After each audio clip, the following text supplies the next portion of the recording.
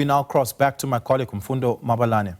Thank you very much, Oliver. And again, a very good afternoon to our viewers. We're still here at the Constitutional Court monitoring very significant proceedings today. The Competition Commission has brought a case seeking to overturn a ruling that has almost recused or set free 17 banks who were accused of manipulating the rand-dollar exchange rate. Our reporter, Diabo Sito, has been monitoring proceedings inside while I've been interacting on the outside with various interested or interest groups who have a significant interest in the specific cases, because many have stated that what could have possibly happened here, which is alleged to have been anti-competitive conduct, could have possibly distorted South Africa's economy. But Diabo, having been monitoring the proceedings inside, will just share with us a bit of what has been argued by the Competition Commission, which was first, of course, as the plaintiffs. Good afternoon, Diabo. Quite a lot being stated by Advocate Thembeka Nqubekitobi, starting there by outlining exactly what was the anti-competitive conduct. Just share with us what exactly these banks, including foreign banks, were actually doing. Hi, for the very packed room inside here behind us. So Advocate Nqubekitobi took the time in the beginning at around 10:30 to explain exactly what would be happening in the chat room. Remember that they said that there was a chat room that was on the platform of either Reuters or Bloomberg, but these traders would sit there and share information, which is the first thing. They shared information which they should not have been doing because they are competitors. How do you share information about clients, yet you're supposed to be competing with each other and about trading at a particular time? So they would be sharing information that, okay, we're doing this at this time and doing this. That obviously constitutes collusion if you look at it in terms of competition purposes. He also talked about that they also allocated customers, so they shared customers among themselves. Also an element of competition violation. If you look at it, we're supposed to have, we may share the same customers, but you wouldn't know that my customer is your customer. He also talked about the principle of a spread, right, of saying that when a buyer wants to buy for as low as you can, you know, which is the currency that you want to buy for as low as you can, but the seller wants to sell it for as high as possible, and the difference between the two is determined as the spread.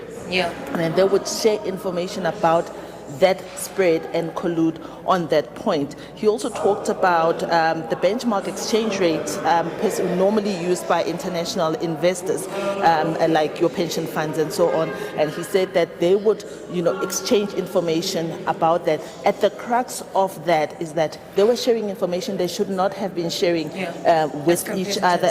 Yes, as competitors. Of course, they were also manipulating the actual exchange rate by something called the fix. So that is like 3 seconds before the close of the bid,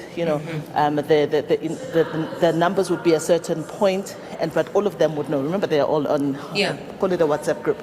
Then afterwards, 3 seconds after the fix, they would all be having the same number as well. So he talks about that those are some of the strategies that they used. But of course, remember that this case is not about whether they are guilty or not guilty, because obviously evidence is there if it has made it to the court, but more of whether the Competition Commission actually has the right to run after those that are outside of South Africa. And really that is essentially what it's about now, because the banks have denied any sort of anti-competitive conduct. But I think it was important for even Advocate Nqubekitobi to first outline what the case is about, because it's a lot of jargon for the ordinary citizen. But if these claims are found to be true, most certainly would have a very significant impact on our economy.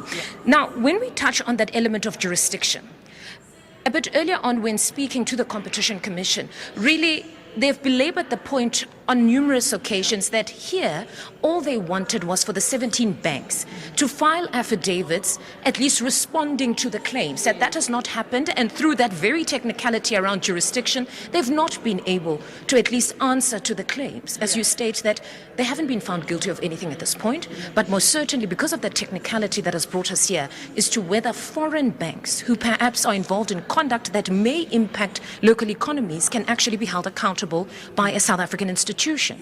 Mfundo, so what Advocate Toby says that imagine you are a watchdog and you are limited in your powers in terms of who you can go after, who is seen to be messing around with the currency of your country. Yeah. And those powers are limited, which is what he pleaded the judges or the court inside to look into and to look at, the act itself, provision, I think it's section 3, subsection 1, that talks about the jurisdiction and say that these have to be expanded because their livelihoods at stake here.